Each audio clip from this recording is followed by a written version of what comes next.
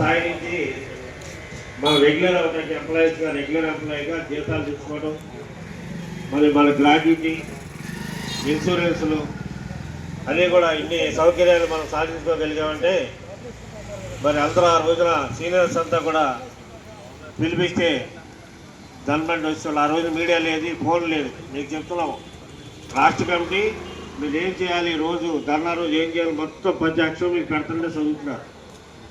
అయినా మాకు ఆ రోజుల్లో ఏం లేదు. పోస్ట్ కార్డు వేయాలి, 10 రోజులు అయితే ముందు ప్రోగ్రామ్ అయితే, అప్పుడప్పుడు ప్రోగ్రామ్ అయితే పేపర్ స్టేట్మెంట్ ఇస్తే బొలవమంట వచ్చేవాడు. అట్లా ఉండేది. మరి ఇవాళ రేపొద్దున ఎట్లా ఉన్నారంటే ఒకసారి మన సాయంత్రం చెప్తున్నాం, చంద్రలపాటి నుంచి వచ్చారు వాళ్ళందరూ అక్కడ సీట్లో కూర్చొని లేడీస్ ఉంటే ముందుకు పంపించండి. చంద్రలపాటి బ్రాంచ్ నుంచి వచ్చారు, లేడీస్ వరకు ముందుకు పంపించి మీరు అక్కడ కూర్చోండి అన్న. రెడ్డి గారు మీరు అక్కడ కూర్చోండి, బ్రహ్మం గారు కూర్చోండి. మీరు ఒకసారి విషయం ఎలా ఉంటుందంటే, మూమెంట్ అనేది ఒకసారి టీడీఎస్ మీద లోపల కట్ చేసేవాడు కాదు.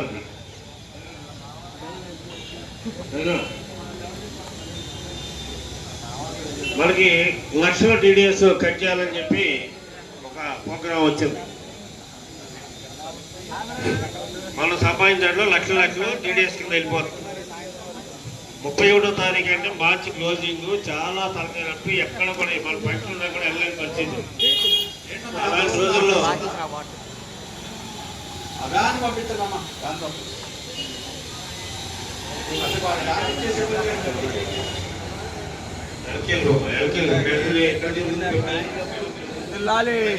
ఏంటిది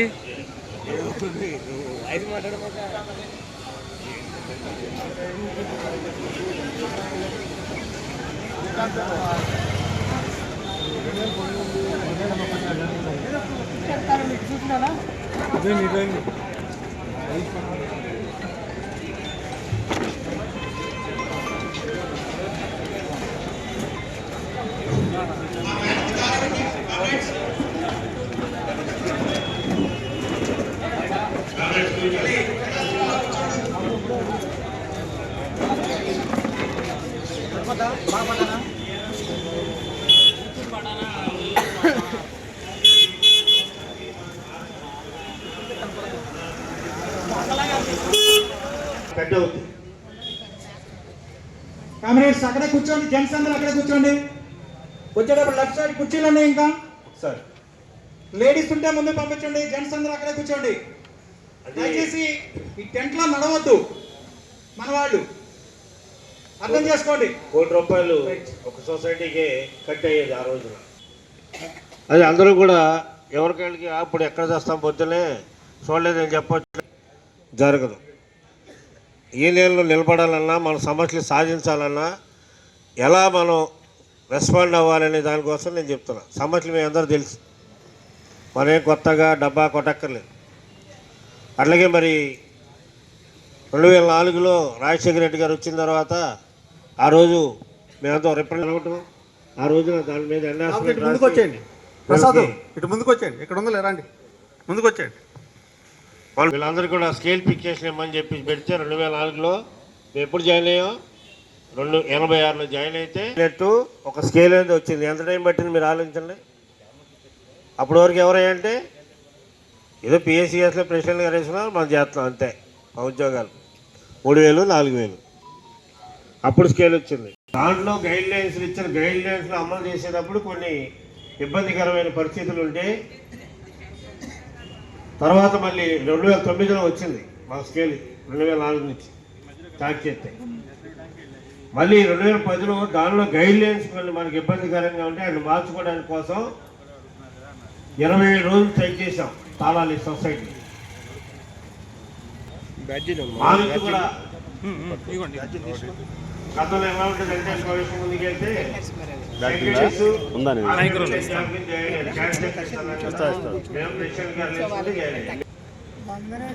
మనం యూనియన్ పెట్టుకున్న తర్వాత అన్ని 1 by 1 స్కేల్ కానీ 1 by 1 వచ్చింది. అలాంటి పరిస్థితి అది కూడా చూసుకుని హోదాను బట్టి ఎవరి సర్వీస్ని బట్టి వాళ్ళకి స్కేల్ రావాలనేది ఆ రోజు మేము యూనియన్ పెట్టిన కారణం. అదే సిస్టాన్ని సాధించాం. అందుకని సెక్యూరిటీ స్కేల్ ఇచ్చాం వెళ్ళిపోండి అంటే రోజు గుమ్మస్తాల్లో చేయిస్తామంటే కాదు. ఎవరికైతే మనం అందరూ సమానంగా సాధించాలనుకున్నామో అదే సాధించాం మనం 151 జీవోలో. ఎవరి సర్వీస్ని బట్టి ఎవరి పే స్కేల్ని బట్టి వాళ్ళ జీతాలు వచ్చేటట్టు. రెండోది అది అయిపోయింది, సాధించాం. రామయ్య గారు ఒక శుభవార్త లాంటిదే ఇది. మరి ఎంతవరకు స్టాండ్గా ఉంటారో తెలియదు, కానీ ఇప్పుడే తాజాగా వచ్చిన సమాచారం ఏంటంటే ఈఆర్పి స్టేట్ లెవెల్లో ప్రజెంట్ టయానికి 0గా ఉంది. ఇది సాయంత్రం దాకా మన సోదరులు ఎవరు రాకపోతే వాళ్ళకి చెప్పండి. ఇలానే మనం 29వ తారీఖు దాకా స్టాండ్ చేసుకోవాలి. అప్పటి వరకు కూడా మన ఎవరు పిలిచి మాట్లాడరు. పిలిచినా కానీ అఫీషియల్గా పిలిస్తేనే మనం వెళ్తాం, కానీ రాజకీయ నాయకుల ద్వారా సమాచారాలు వచ్చినాయి ఆగండి మేము చూస్తామని. అయినప్పటికీ మనం ఆగదలుచుకోలేదు. మనకి సిట్టింగ్ వేసి కూర్చోబెట్టి మనం అనుకున్నవన్నీ కూడా నెరవేరేదాకా పోరాటానికి ఇదే లాస్ట్ పోరాటం అవ్వాలి మనకి. రామన్ గారు మాట అది ఇప్పుడు మన రామాంజలి గారు మన జనరల్ సెక్రటరీ గారు, స్టేట్ జనరల్ సెక్రటరీ గారు, ఈరోజు మన యూనియన్ మొత్తం సభ్యులందరూ కూడా ఆయన భుజస్కంధాల మీద మోపి ఈరోజు మన జిల్లాలో మన రఘురామ్ గారు తెలియకపోవచ్చు, వీరే జనరల్ సెక్రటరీ గారు, వారి పరిధిలో ఈరోజు మన యూనియన్కి విజయవాడలో బ్రహ్మాండమైన ఆఫీస్ బిల్డింగ్ 45 లక్షలు పెట్టి కొని మన ఆఫీస్ని ఎస్టాబ్లిష్ చేశారు. మరి అదే కాదు, వారు మనకులాగా ఒక కార్యక్రమం కృష్ణా జిల్లానే కాదు, ఈ 13 జిల్లాల్లో కూడా ఒక్క తాటి మీద రఘురామ్ గారి మాట మీద నిలబడి ఈరోజు ఎక్కడికి వెళ్ళాలన్నా, ఒక మినిస్టర్ గారిని కలవాలన్నా, ఒక బాబు ఏ గారిని కలవాలన్నా, లేదంటే ఒక ముఖ్యమంత్రి గారిని కలవాలన్నా, లోకేష్ గారిని కలవాలన్నా వారి భుజస్కంధాల మీద వేసుకుని మన కోసం యూనియన్ ఇంత బలోపేతం చేసిన వ్యక్తి ఎవరైనా ఉన్నారంటే మా రఘురామ్ గారని మేము బల్లగుద్ది చెప్పగలం. అందరూ సహకరించారు, కానీ దానికి ఇప్పుడు ఎక్కువ బాధ్యత అంటే రథసారథితో ఉంటుంది. యుద్ధం చేసేవాళ్ళ దానికంటే రథసారథితోనే మన కృష్ణా జిల్లా తరఫున కృతజ్ఞతలు తెలియజేసుకుంటూ మీ చప్పట్లతో వారికి కృతజ్ఞతలు తెలియజేయవలసిందిగా మనస్ఫూర్తిగా కోరుకుంటున్నాం. Thank you. నాకు గర్వకారణమైన విషయం ఏంటంటే వాస్తవంగా చాలా ఉండేవాళ్ళం. కృష్ణా జిల్లా యూనిట్ ఏఐబీలోకి వచ్చిన తర్వాత కృష్ణా జిల్లా రాష్ట్రంలో ఉన్న యూనియన్లు, జిల్లా యూనియన్లు అన్నిటికన్నా కానీ చాలా బలోపేతంగా మోహన్ రావు, రామయ్య గారు, కృష్ణారావు గారి చేతుల మీదుగా, రవి గారి చేతుల మీద చాలా బలంగా ఉంది. చాలా యూనిట్కి ఏ కార్యక్రమం చేయాలన్నా కానీ ఫాస్ట్ వెంటనే నడిచిపోతూ ఉంటుంది. అక్కడ కార్యక్రమాలు వెంటనే పాస్ ఆన్ చేస్తారు. ఇదే యూనిట్ని, ఇదే ఐక్యతని కంటిన్యూస్ ప్రదర్శించాలని చెప్పి కోరుకుంటున్నాను మిమ్మల్ని. అలాగే మన స్టేట్ ఉపాధ్యక్షులు గారు హనుమంతరావు గారు, వారి కూడా మరి ఆ గుడివార పరిధిలో మొత్తాన్ని వాళ్ళందరినీ కూడా ఒక్క తాటి మీదకి తీసుకొచ్చి ఈరోజు అక్కడ మన డీసీ ఆఫీస్ దగ్గర కానీ, ఇక్కడ మచిలీపట్నంలో కానీ వారి పాత్ర కూడా ఎంతైనా ఉంది.